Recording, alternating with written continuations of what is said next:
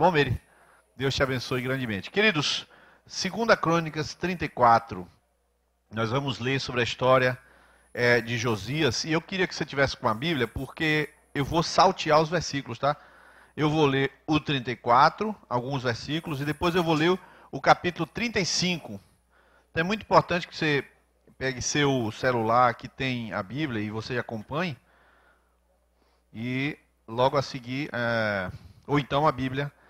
No verso 1 começa dizendo assim: E Josias tinha 8 anos de idade quando começou a reinar, e reinou 31 anos em Jerusalém. Ele fez o que o Senhor aprova e andou nos caminhos de Davi, seu predecessor, sem desviar-se nem para a direita nem para a esquerda. Verso 3. No 8º ano do seu reinado, sendo ainda jovem, ele começou a buscar o Deus de Davi, seu predecessor. No 12º ano, portanto 8 mais 12, 20 anos de idade, começou a purificar Judá e Jerusalém dos altares idólatras, dos postes sagrados, das imagens esculpidas e dos ídolos de metal. Sob as suas ordens foram derrubados os altares dos Baalins. Além disso, despedaçou os altares de incenso que ficavam acima deles. Vou colocar agora o verso de número 8. Queria que você fosse para o verso 8. No 18º ano do seu reinado, 18 com 8, 26 anos de idade, a fim de purificar o país e o templo, ele enviou Safã, filho de Azalias, e Maazéias, governador da cidade, junto com Joá, filho do arquivista real Joacás, para restaurarem o templo do Senhor, o seu Deus. Eles foram entregar ao sumo sacerdote Ilquias a prata que havia sido trazida ao templo de Deus e o que os porteiros levitas haviam recolhido das ofertas do povo de Manassés e Efraim e de todo o remanescente de Israel e também de todo o povo de Judá e de Benjamim e dos habitantes de Jerusalém. Confiaram a prata aos homens nomeados para supervisionarem a reforma do templo do Senhor, os quais pagavam os trabalhadores que faziam os reparos do templo. Verso 12. Estes homens fizeram o trabalho com fidelidade. Verso de número 14. Enquanto recolhiam a prata que tinha sido trazida para o templo do Senhor, o sacerdote Ilquias encontrou o livro da lei do Senhor que havia sido dada por meio de Moisés. Verso 19. Assim que o rei ouviu as palavras da lei, rasgou suas vestes e deu ordens a Ilquias, Aicã, filho de Safã, Abidom, filho de Mica, ao secretário Safã, auxiliar real Asaías: vão consultar o Senhor por mim e pelo remanescente de Israel e do Judá acerca do que está escrito neste livro que foi encontrado. Vamos agora para o próximo capítulo, que é o verso de número 1. Enquanto isso, o pessoal do Data Show vai colocar uma gravura que eu pedi, que eu passei por e-mail para Siloé. Verso de número 1 diz assim: Josias celebrou a Páscoa do Senhor em Jerusalém, e o cordeiro da Páscoa foi abatido no 14º dia do 1º mês. Agora você adianta a sua leitura e você vai ver no verso 18. Ainda 2 Crônicas 35, verso 18. Diz assim: a Páscoa não havia sido celebrada dessa maneira em Israel desde os dias do profeta Samuel. E nenhum dos reis de Israel havia celebrado uma Páscoa como esta, como fez Josias com os sacerdotes, os levitas, todo Judá e Israel, que estavam ali com o povo de Jerusalém. Esta Páscoa foi celebrada no 18º ano do reinado de Josias. Portanto, ele tinha 18 com 8, 26 anos de idade. Agora vamos ler o 20 em diante até o final. Depois de tudo que Josias fez e depois de colocar em ordem o templo, Neco, ou faraó Neco, rei do Egito, saiu para lutar em Carquemes junto ao Eufrates e Josias marchou para combatê-lo. Neco, porém, enviou-lhe mensageiros dizendo: não interfiras nisso, ó rei de Judá. Desta vez não estou atacando a ti, mas a outro reino com os qual estou em guerra. Deus me disse que me apressasse. Por isso, para para de te opores a Deus que está comigo. Caso contrário, ele te destruirá. Josias, contudo, não quis voltar atrás e disfarçou-se para enfrentá-lo em combate. Ele não quis ouvir o que Neco lhe dissera, por ordem de Deus, e foi combatê-lo na planície de Megido, ou Megido. Na batalha, flecheiros atingiram o rei Josias, pelo que disse aos seus oficiais: tirem-me daqui, estou gravemente ferido. Eles o tiraram do seu carro, colocaram-no em outro e o levaram para Jerusalém, onde morreu. Ele foi sepultado nos túmulos dos seus antepassados, e todos os moradores de Judá e de Jerusalém choraram por ele. Jeremias compôs um canto de lamento em homenagem a Josias, e até hoje todos os cantores e cantoras homenageiam Josias com cânticos de lamento. Amém? Vamos pedir que Deus faça com que sua palavra entre em nosso coração, para que a gente realmente tenha um entendimento espiritual. Amém? Vamos fazer isso? Bendito Deus, tua palavra tem poder e nós cremos neste poder. No entanto, Senhor, precisamos de entendimento espiritual, revelação. Senhor, estamos aqui, todos aqui, para ouvir o Senhor. Não é para ouvir homem, nem opinião, mas ouvir o Senhor. Então, o Espírito de Deus fala, derruba barreiras, destrói todo tipo de impedimento. Aqueles preconceitos contra qualquer coisa aqui, desde água, cadeira, o pregador, o tempo, o horário, qualquer coisa. Senhor, derruba por terra esses preconceitos e transforma, Senhor, a mensagem como uma seta, como uma flecha no coração de cada um agora, no poder do teu Espírito. Em nome de Jesus eu oro. Amém e amém. Fala para a pessoa do seu lado: Deus vai falar com você. A palavra de Deus é assim, queridos. Deus fala. Mas nós vamos pensar um pouquinho, queridos, o que é que nós temos aqui nesses textos. A história já está contada. Essa história de Josias, ela é a história do livro de Jeremias. Aqui é a história, Jeremias é a profecia. Quando a gente lê o livro de Jeremias, a gente vai entender que não há avivamento aqui. Há um homem buscando a Deus. A gente vai entender isso.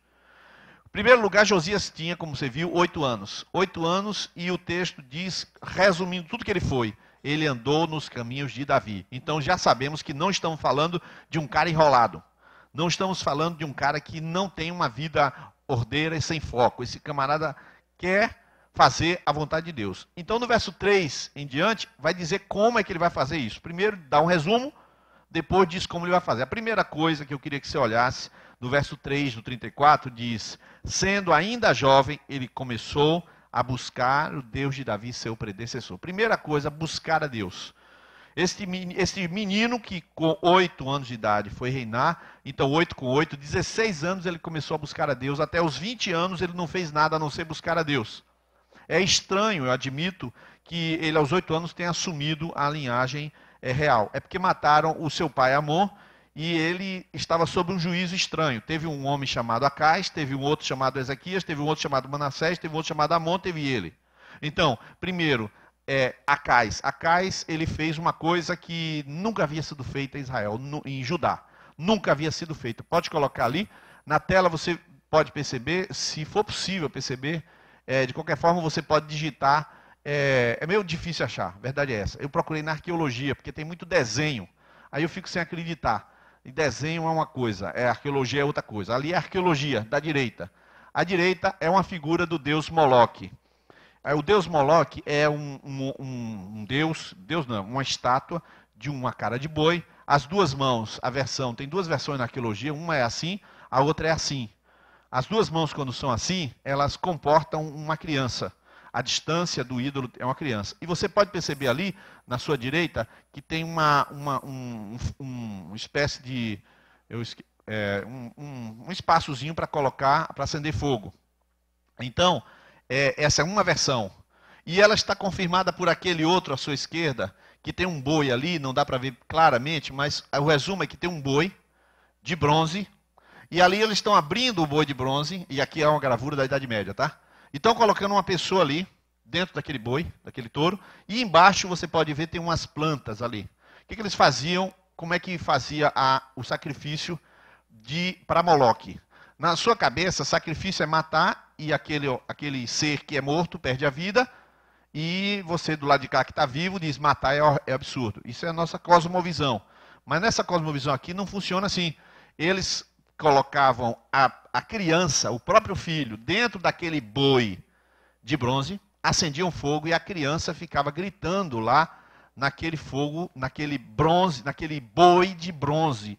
Ela queimava a criança ali. Tem inclusive na boca do boi tem um espaço da circulação do ar. Então a pessoa, quando era adulto, quando era maior, ele ficava todo esticado, mas era do mesmo jeito. Acendia o fogo e ele ficava queimando, sendo torturado. Nessa outra versão, quando as mãos estão assim, ele acende fogo nele todo e ele, então, a criança é colocada aqui e ela torra. Ou ali, ou dentro daquele fogareirozinho. O objetivo disso aí era purificar. Você já deve ter visto os 4 elementos daquele filme, né? Sangue, fogo, água, terra e ar, né? Acho que é fogo, água, terra e ar. Exatamente. E esses elementos, o fogo, sempre foi um elemento místico em todas as culturas. E Israel, através de Acais, entrou nesse caminho de oferecer às crianças para haver purificação. É um conceito que não tem nada a ver, porque em Israel havia o sangue do cordeiro, não precisava desse tipo de purificação. Mas, no entanto, eles entraram com esse tipo de purificação, com esse tipo de ritual, e eram oferecidos os próprios filhos. Foi o primeiro rei de Israel a oferecer os seus próprios filhos, rei de Judá, foi Acais. Acais era um rei que não houve pior do que ele. Aí ele teve um filho chamado Ezequias, um rei que andou nos caminhos do Senhor. Aí esse teve um filho chamado Manassés, que foi pior do que o de cá. Pior do que o de cá. Foi um cão de calçolão, como a gente fala, né? Aí depois teve um outro de cá, Amon só ficou 3 meses e nasce Josias. Por que aos 8 anos ele foi rei? Meu irmão, ele tinha sido preservado da linhagem real, então valia tudo para se livrar do passado. O passado era Manassés e Acais. Então nós estamos diante de um menino que aos 8 anos começa a ser instruído por Safã, e ele, aos 16, ele está buscando a Deus de todo o coração. Então a primeira coisa que eu queria falar nessa história aqui é que alguma coisa vai acontecer na sua vida quando você buscar ao Senhor. Isaías 55 fala isso: buscar-me-eis e me achareis quando me buscares de todo o vosso coração. Ainda tem um texto que diz, deixe o ímpio o seu caminho, o homem maligno os seus pensamentos, e buscar o Senhor enquanto se pode achar. Isso porque tem um tempo que você não vai encontrar. Por que você não vai encontrar Deus um determinado tempo? Meu querido, é porque Deus, ele não é oferecido a 1,99. Não é uma coisa assim que Deus, quando você for buscar, ele vai estar presente. Não é assim. Deus despertou você, você tem que responder a ele. Deus despertou de novo, você responde a ele. Responde buscando, responde se arrependendo, responde confessando, responde crendo, responde lendo, responde amando, responde servindo. A nossa fé é uma resposta. A nossa fé não é nada, é uma resposta a Deus. Então, no dia que Deus lhe chama, mas tem uma hora que Deus não vai mais chamar. Você vem para a igreja e fica sem sentir nada. Você ouve a palavra e não sente nada. Você não tem nem vontade de ouvir. Aquilo você é tudo igual, as mesmas coisas, repetição. O que está acontecendo quando tudo é igual? Está acontecendo que Deus não está lhe chamando porque você disse não para ele 10 vezes, 20 vezes, 100 vezes. É uma situação meio estranha dizer isso, mas eu estou lhe afirmando isso porque tem um tempo. A Bíblia diz buscar o Senhor enquanto se pode achar. E este jovem aqui, ele vivia num caos, porque o caos era o avô dele, e o bisavô, e o bisavô, né? O avô não. O pai e o bisavô. O pai e o bisavô foram o caos total. Então esse menino começou a buscar Deus. E a primeira coisa que acontece no verso 4, ele começa a purificar Jerusalém desse tipo de lixo que estava ali na tela. Ou seja, tem que destruir as coisas que não prestam, que você viu ali na tela. Ali tudo bem, é muito grave. Você vê logo uma coisa grave daquela, você imagina que tem que destruir. Então a primeira regra para você, quem está buscando a Deus, a primeira coisa que ele quer fazer é tirar o pecado de sua vida. Não precisa ninguém ensinar isso não. Aliás, precisa. Mas entenda, o impulso é natural. O sujeito está com o Espírito Santo, o próprio Espírito Santo começa a dizer a você isso aqui não. E aquela coisa que está na sua vida, às vezes é uma coisa que ninguém falou, mas o Espírito Santo falou. É por isso que nós temos o Espírito Santo. Gálatas capítulo 5, 16, diz assim, andar em espírito e não cumprireis a concupiscência da carne. Porque o espírito milita contra a carne e a carne milita contra o espírito. É como se você tivesse na sua, mas o Espírito Santo vem lhe ajudar e ele vai lutar para lhe dar vitória. É assim que o cristão, o discípulo, caminha.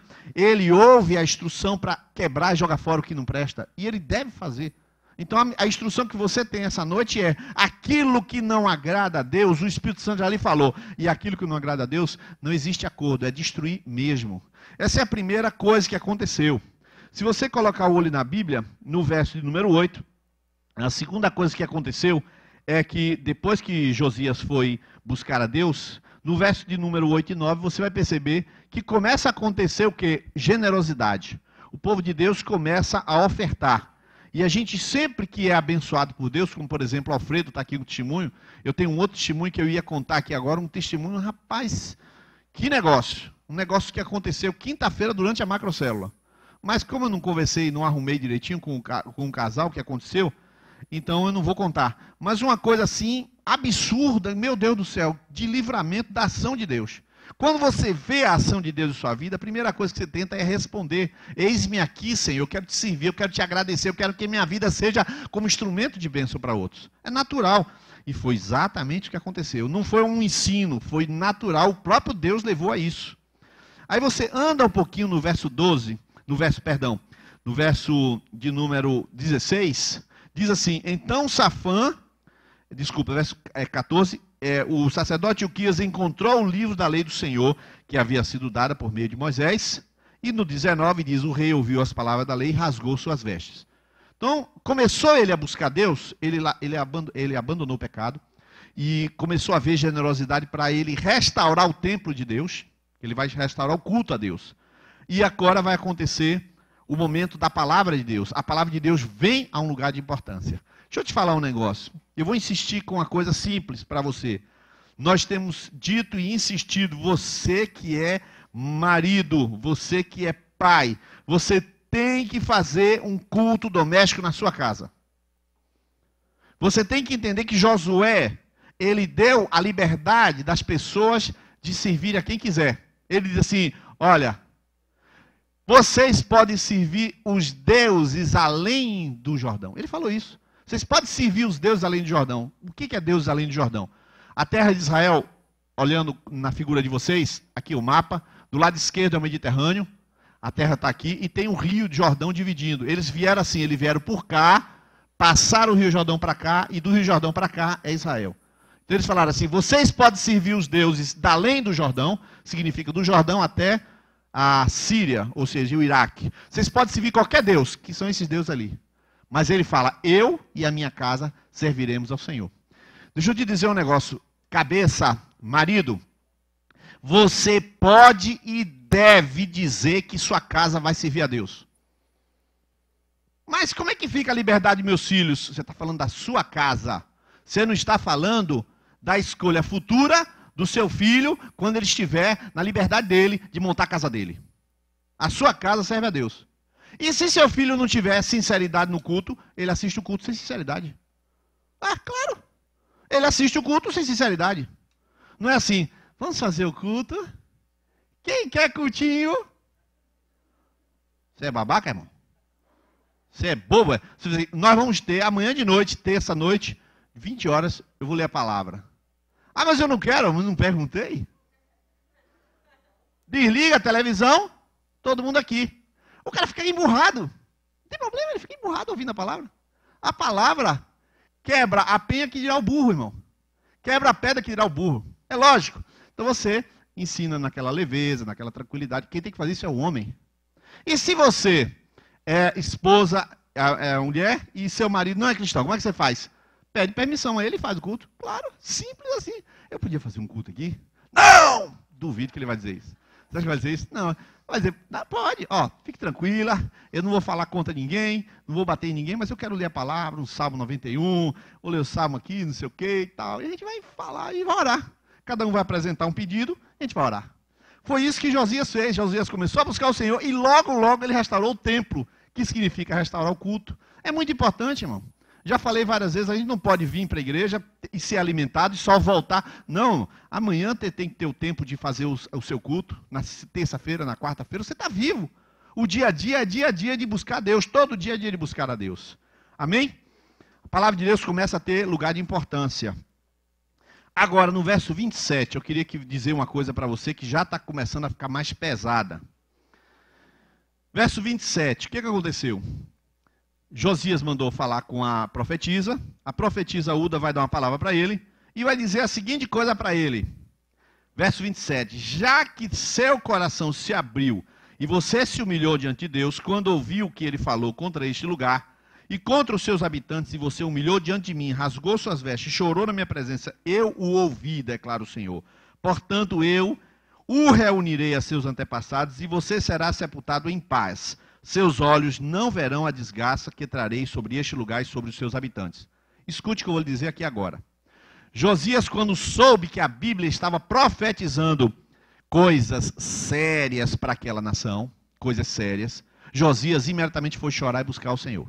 Ele chorou, ele se inquietou, rasgou suas vestes diante do Senhor. O que foi que Deus fez? Aí Deus fez assim para ele: agora Josias orou e eu não vou mais julgar essa terra. Não, Senhor. Vou julgar, mas você vai ser livre do meu julgamento. Eu vou dar uma adiada no tempo. Significa o seguinte, queridos, que aqueles que buscam o Senhor, eles restauram o templo de Deus, eles tiram o pecado e eles oram. E Deus os livra do juízo. Vou explicar como é que é.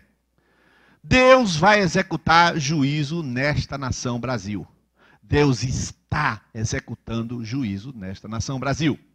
Sérgio Moro acaba de declarar, perdão, é porque foi a mesma postagem. Aconteceu o seguinte, existe uma não contabilização, escute isso, uma não contabilização do prejuízo fiscal. Para quem é contador aqui vai entender o que eu vou falar. Contabilidade criativa. Alguém é contador aqui? Sabe o que eu estou falando?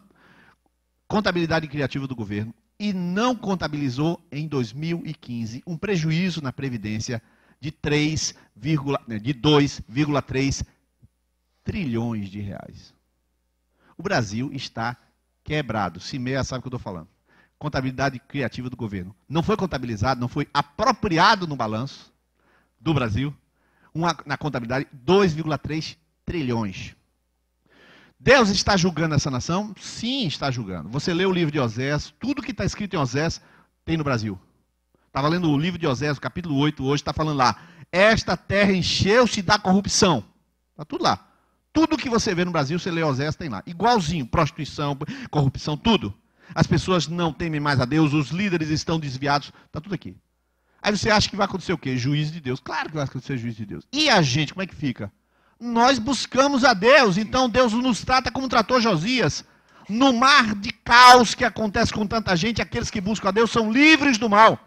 A palavra de Deus diz assim, o Senhor livra o justo. Isso não quer dizer que o justo não tem um arranhão.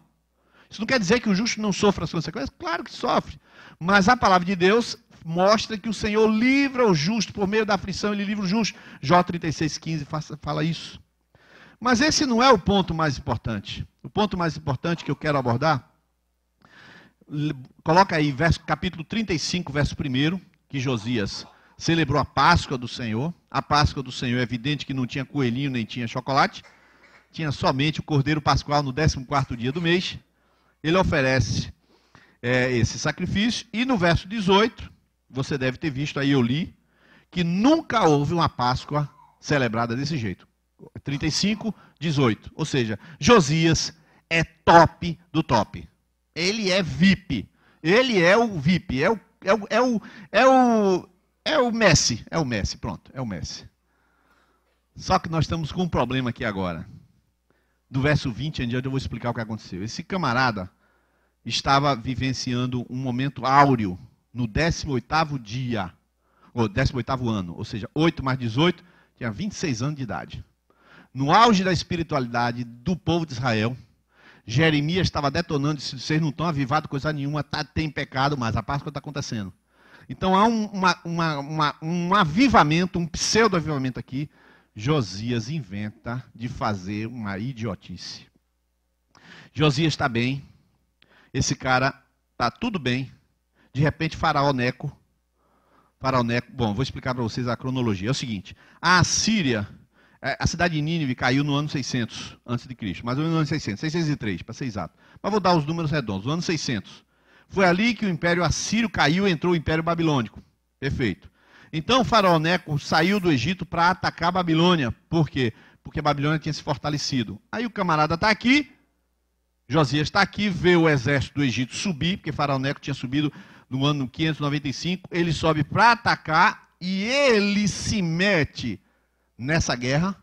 E ele diz assim, vai atacar. E Neco diz uma coisa fantástica. Ele diz assim no verso 21, não interfiras nisso, dessa vez não estão atacando a ti. Aí continua, Deus me disse para me apressar, e se me opores, Deus está comigo. Caso contrário, Deus vai te destruir. Queria falar um bocadinho sobre esse ponto aqui, queridos. Esse ponto aqui é um ponto bastante sério, é o ponto que eu queria abordar essa noite. Josias perdeu a humildade. Queridos, a nossa jornada espiritual, nós podemos encontrar muitas pessoas que falam que são cristãos. Nós podemos encontrar muitas pessoas que colocam seus dons, colocam muita aparência de espiritualidade. Mas a primeira coisa falada no Sermão do Monte, Jesus vai ensinar, a primeira coisa falada foi, bem-aventurados os humildes de espírito, porque dos tais é o reino dos céus. O reino de Deus não é dos cantores, nem dos pregadores. O reino de Deus não é dos filhos de crentes. O reino de Deus não é das pessoas boas e das pessoas bem educadas com uma boa moral. O reino de Deus pertence aos humildes. Os humildes que se colocaram debaixo da potente mão de Deus. 1 Pedro capítulo 5 fala assim, humilhai-vos debaixo da potente mão de Deus, para que ele a seu tempo vos exalte. Irmãos, a coisa mais difícil na vida é você lidar com as coisas que você recebe. Eu fico pensando, e aí eu vou citar quem eu citei na estante aqui agora. Eu citei o Messi, né? Não sei se vocês sabem, acredito que saibam. Eu estou usando um exemplo chulo, porque é um exemplo corriqueiro que todo mundo conhece, tá? Podia usar um outro exemplo. Mas o Messi, não sei se você sabe que ele, segundo se afirma, ele é autista. Sabe disso? Ele é autista. O que significa dizer que ele não está ligando muito para essa realidade de aplauso, de elogio, nem nada. E você vê a simplicidade dele. O camarada joga o que joga naquela simplicidade. Pega do outro lado, Cristiano Ronaldo. Aquele homem ídolo, é o metrosexual ídolo. Aquele cara que, até para falar, ele tem pose, né? O cara assim, o gostosão, né? Aquele cara. Você pergunta, quem tem mais fãs? O Messi ou o Cristiano Ronaldo? Não estou dizendo que Cristiano Ronaldo não tem fãs. Mas olha, a própria aceitação de Messi é muitas vezes superior de Cristiano Ronaldo, embora que eles tenham um futebol muito de alto nível, de alta qualidade. Ele estava agora no estádio do Real Madrid junto com o Rafa, que ela ficou impressionada. No dia do jogo lá, que foi 7-1, sei lá, que Cristiano Ronaldo fez 3 ou 4 gols. Aí eles estavam falando que na hora que tem o gol, eles não gritam gol, eles gritam o nome do cara. Irmão, pensa isso, 65 mil pessoas, ou então Barcelona e Real Madrid, como sábado passado, 1 bilhão de pessoas assistindo aquele jogo, o pessoal gritando, Cristiano! Pensa nisso, o que é esse cara? Esse cara é Deus. Esse cara vira um Deus ali. Se brincar, ele ressuscita mortos ali, não, é um negócio sério. Porque o camarada fica poderoso demais. Então é justo isso que levanta, e isso que aconteceu com Josias. O sujeito começa a receber, e ele começa a receber, e ele perde o senso de quem foi que deu a ele. Irmão, isso acontece com todo mundo. Você quer provar uma pessoa, deixa a pessoa crescer. Eu fui provado nisso, e não fui aprovado. Não fui aprovado. Ou seja, você começa a se estruturar naquilo que você recebe, você brucutu, não lida com aquilo. É difícil, irmãos. Josias perdeu a humildade. E quando ele perde a humildade, a gente se torna, como você vê o texto, impulsivo. Ele vai tomar uma decisão e toma a decisão independente, por impulso. Eu queria perguntar a vocês, quantas decisões você tomou na sua vida sem humildade? Sem ter a humildade, irmão, casado, de perguntar à tua esposa chata. Que na hora que vai pedir ajuda, ela é chata. Na hora que ela ganha o dinheiro, ela é uma bênção. Não é? Ela vendeu um negócio lá e vai pagar a viagem. Ô, mulher abençoada. É Provérbio 31 todo aí, né? Mas na hora que você tem que pedir a opinião dela e você está errado, você sabe que já vai ouvir uma lapada, aí ela não presta, ela é chata. Não tem a humildade de entender que o que conta é a resposta, é o final da história, não é o ego de dizer estou certo. Mas foi o Josias que disse. Josias estava tão inflado em tantas vitórias espirituais que até as vitórias espirituais sufocaram a capacidade de ele se humilhar e dizer, devo ou não devo fazer essa guerra? E ele perdeu essa capacidade. Outra coisa que a humildade faz com que a gente se torne, além de impulsivo, independente. A gente se torna impulsivo, decide por impulso e torna-se independente. E a terceira coisa, a gente troca a confiança em Deus pela autoconfiança. Essa palavra é uma palavra de reflexão em termos de humildade. Como é que você está lidando com a vida? Irmãos, eu queria lhe dizer algumas coisas. Tudo que você tem, Jesus disse, viu? Não foi eu que disse, não. O homem não pode receber coisa alguma se de cima não lhe for dado. Irmãos, tem gente se orgulhando da inteligência, ele não pagou R$1 por ela. Recebeu. Tem gente se orgulhando da beleza. Ele não fez nada para ser bonito. Ah, até que fez, ele foi no salão, fez a maquiagem. Então. Comprou a base da Mary Kay, que é a melhor base, eu já estou sabendo que a melhor base que tem é a da Mary Kay. Estão me dizendo aí que é a melhor base. Sim, mas você só vai botar uma base se tiver o pós-base for bom, né? O que está por baixo, sei lá. Sei lá como é que é.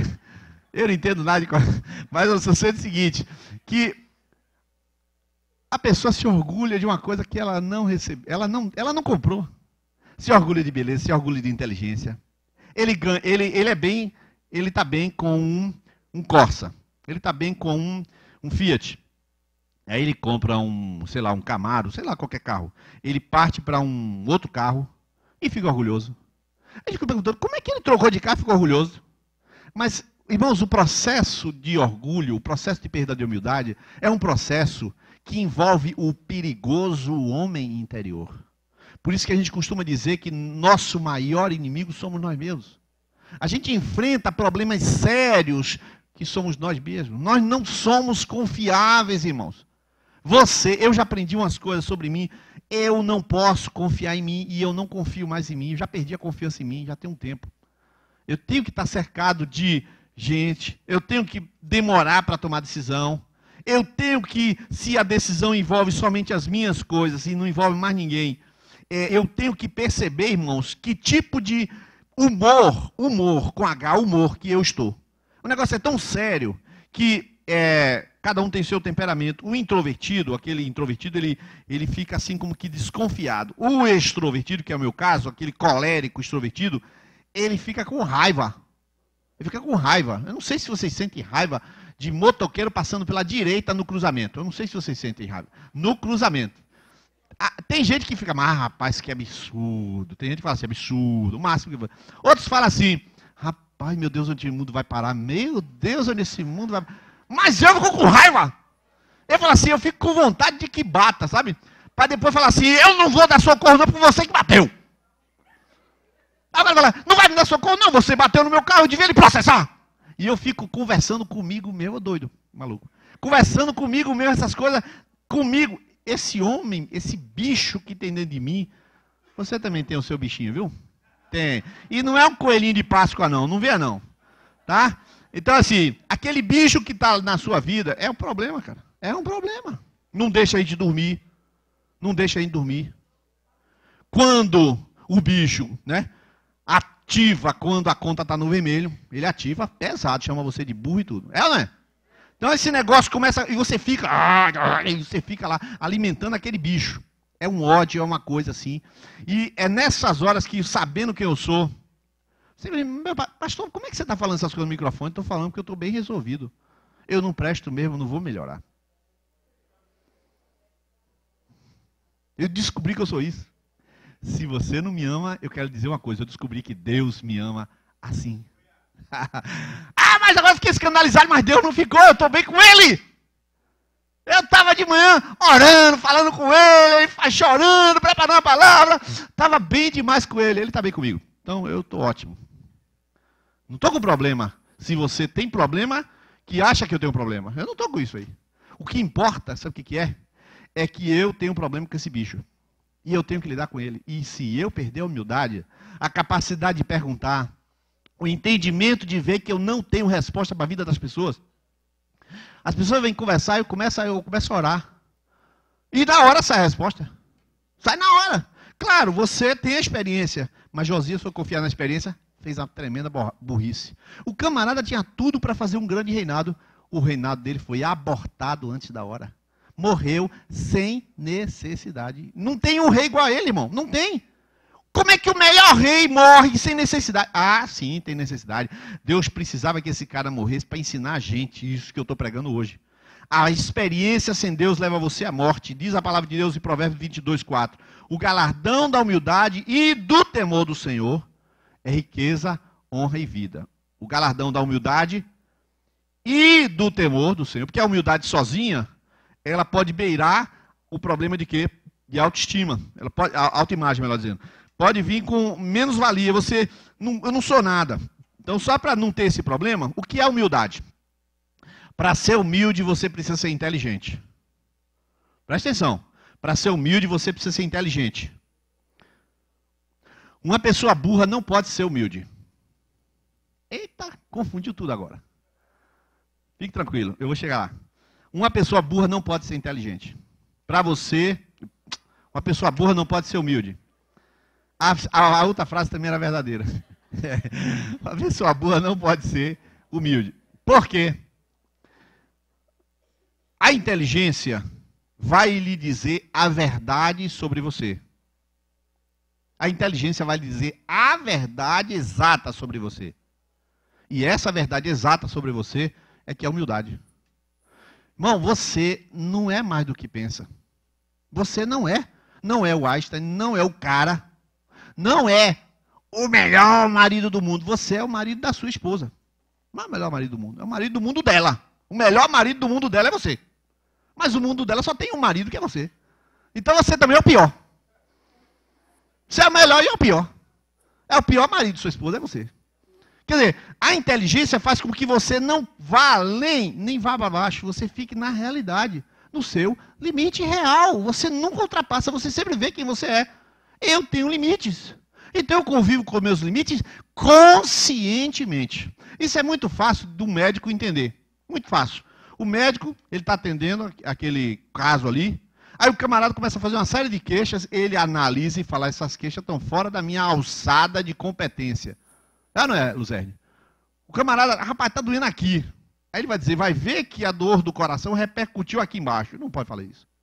Fique tranquilo que eu conheço tudo. Aí, irmão, tem uma pessoa aqui que telefonou para a Fernanda, dias atrás, daquele caso, vou dizer o nome aqui, e foi lá no Tomba. E daqui a pouco ligou, tô com infarto, e vinha falar com a casa da Luzerne. Fala com o cardiologista, passou para a Luzerne. Aí, sei que foi chegar à conclusão que estava para morrer, estava com infarto. Já tá, não sei o que e tal. Qual a conclusão? Não tinha infarto, coisa nenhuma. A Fernanda perguntou, como é que tá? Como é que deu certo? Não tem infarto, não. É porque foi lá no posto Tomba e botaram o eletrodo no lugar errado. Então, aí tem infarto. Irmão, a minha tá cheia de gases, botou aqui, o coração ficou aqui daquela pessoa. Aí ela deu uma explicação maravilhosa. A explicação é a seguinte: o estombo estava empurrando o coração. Irmão, eu não sei o que foi pior. Se foi o eletrodo no lugar errado, foi o estômago empurrando o coração. Eu sei que isso aí aconteceu. Não é a área. Luzerne não vai se meter na área da visão, porque é a área de Fernanda. Isso é humildade. Irmão, você não é essa Coca-Cola toda. Você é o que você é. E é uma bênção sendo só você, do jeito que você é. Mas você passou do seu limite, pisa no tomate. E foi o que aconteceu com Josias, pisou no tomate. Eu queria concluir para você, dizendo o versículo que Jesus, se quiser botar na tela aí, em Mateus, capítulo de número 11. E a gente vai terminar com esse texto. O texto diz assim: vinde a mim, todos vós que estáis... Vamos esperar colocar na tela? Mateus, capítulo 11, verso de número 28. Veja que coisa interessante. Olha o que diz o texto. Jesus chama hoje você. E ele diz assim: vinde a mim, todos os que estáis cansados e sobrecarregados, e eu vos aliviarei. Tomai sobre vós o meu jugo e aprenda de mim, que eu sou manso e humilde de coração, e achareis descanso para as vossas... Irmão, porque o meu jugo é suave e o meu fardo é leve. Eu queria lhe chamar essa noite para você deixar de ser aquele Josias que morreu. Você pode estar morrendo essa noite. Você pode estar à beira do caos, apesar de ser uma bênção. Josias estava tudo certo, mas de repente a vida dele se tornou o quê? Morte. Ele foi para a guerra, se disfarçou, ele nem estava com a roupa de guerreiro, de rei, e um camarada aleatoriamente atirou a flecha e matou. E todo mundo chorou, só tem que chorar mesmo. Só tem que chorar. Jesus está chamando você e dizendo para você, vem a mim que está cansado e oprimido, e eu vos aliviarei. Quantas coisas você está por você mesmo tentando aliviar? Sabe por quê? Falta humildade. Na hora que Jesus lhe chama, você, em vez de deixar Jesus te aliviar, você fica inventando vários recursos para você se aliviar. Não, eu mesmo, sabe como é que é, né? Eu estou tomando até, estou fazendo yoga. Yoga é muito bom, vai, se concentra, a gente tem noção exata. Eu fico ali parado, eu percebo agora o pelinho, o pelozinho do cotovelo e o pelo da... Isso, sentiu aquele pelo? Sentiu. Você sai de lá, o que você fez com aquele pelo e aquele negócio que você sentiu? Pode ser bom, mas não vai te aliviar. É Jesus que alivia. Você precisa ser humilde. Você precisa entrar numa outra vibe, numa outra dimensão. Tome o jugo de Jesus. Se você tem vivido uma vida independente, ou seja, Josias tomou uma só decisão, de tantas certas, tomou uma decisão errada e se acabou. Se você está vivendo uma vida e não está seguindo aquilo que Jesus está dizendo, Jesus diz assim... Eu, que sou Deus, sou humilde. Qual é a humildade de Jesus? São duas coisas. A humildade de Jesus, primeiro, é ser Deus, deixar de ser Deus. Essa é a humildade, se humilhar. A si mesmo se humilhou, tomando a forma humana. Então ele se rebaixa. Então você precisa se rebaixar. Você precisa baixar a bola de sua vida. Irmão, baixa a bola, menos. Baixa a bola. Ninguém, olha, Alfredo está guiando, sai de uma conexão, tudo certo, um homem de Deus, um homem que tem um coração abençoado, a moto, pum! Explica. Ninguém explica nada, ninguém sabe nada. A vida está aqui, a vida não está aqui. É assim que funciona. A Bíblia diz, o homem é como uma flor do campo. É uma flor do campo, passou um carro por cima, matou a flor. Nós não somos nada. Nós temos que nos render, porque Jesus se humilhou, e a segunda coisa que é a humildade de Jesus. A humildade de Jesus é não tentar competir com Deus. Ele aceitou o que Deus falou. Ele não tentou assim, peraí Deus, eu não vou orar hoje não, porque eu já sei o que eu tenho que fazer mesmo, eu vou para a cruz. Aí ele não foi orar, ele foi dormir. A noite toda, em vez de orar, pô, estou cansado, estou pregando pra caramba, toda a Galileia, Judéia, Samaria, não sei o que lá. Eu vou dormir, essa noite já orei demais, tem uma semana de jejum. Aí dormi, porque eu não preciso ouvir a voz de Deus. Não, ele foi buscar Deus. Depois desceu de lá e fazia exatamente o que o Pai manda. O objetivo dele não era fazer e não ser inédito. O objetivo de Jesus era fazer o que o Pai queria. A humildade dele é deixar Deus aparecer na vida dele. E eu espero que você tenha entendido que o jugo de Jesus é suave e o fardo é leve. Eu vou concluir dizendo para você o seguinte. Tem uma hora que você vai ter que se render. Tem uma hora que você tem que deixar o orgulho de lado. Eu vou dizer uma coisa meio difícil para você, talvez. Fique tranquilo, que se você não se humilhar, você vai ser humilhado. Fique tranquilo. Eu recomendo a você pegar as armas e depositá-las. Desarmar-se. Como é que você vai ser humilhado? Eu fui humilhado e eu sei que ser humilhado é bem pior. Daquele dia em diante, eu só estou querendo me humilhar. O caminho é o de Jesus. A si mesmo se humilhou. Compreender exatamente a debilidade e a potencialidade e apresentar diante de Deus, Senhor, eis-me aqui. Eu não sou nada, mas, Senhor, 5 pães e 2 peixes alimentaram uma multidão. Usa-me, Senhor, para a tua glória. Você pode dizer isso a Deus. Você pode se desarmar e permitir que aquilo que você está apresentando a Deus, Deus receba e faça daquilo alguma coisa útil. Porque caso contrário, você vai passar a vida inteira querendo provar uma coisa que você não precisa provar. Você não precisa provar nada para ninguém. Ninguém está atrás de nada. Nós não estamos no espetáculo. Uma das coisas ruins das redes sociais, uma das coisas ruins da rede social, é que nós parece que estamos todo o tempo no teatro, no palco do teatro. Está todo mundo olhando. Aí você fala assim, estou com raiva de não sei quem lá. Está todo mundo olhando e fala, meu Deus, o cara está com raiva. Todo mundo assim. Aí quando você passa uma semana, você vai ver um compartilhamento e uma curtição. Minha plateia tem uma pessoa. A gente fica com a ideia de que está todo mundo vendo o que eu como, o que eu. E as outras coisas também, né? Tá nada, irmão. A gente parece que fica todo mundo maluco, né? Todo mundo assim, plateia. Não funciona, a vida não funciona assim. A vida funciona diante de Deus. Você diante de Deus e não diante das pessoas. Vamos ficar de pé nesse momento? E eu queria convidar você a esta noite consertar alguma coisa na sua vida. Querido, eu fico às vezes preocupado que tem pessoas que dizem assim, para que ir à frente? Só a pergunta, a resposta já é, para nada, não venha não. Está na cara, a resposta é essa, para nada. Porque quando o cara faz a pergunta para quê, já não entendeu. Humilhar-se significa, eu não tenho nada a defender, nem a minha imagem, nem as minhas coisas, nem meus talentos, nem meus dons. Eis-me aqui, Senhor. Tu és o bem mais precioso. Eu te quero, Jesus. Irmão, enquanto você não estiver disposto a abrir tudo, a mão de tudo, como Abraão, que abriu mão do seu filho, você não poderá ver Deus descendo na sua vida e dizendo todas as promessas que Ele fez são para você. Parece que só são para os outros. Claro, porque você não rendeu. As promessas de Deus são para você, mas só são para você na hora que você se coloca na mesma posição que os outros se colocaram para receber estas promessas.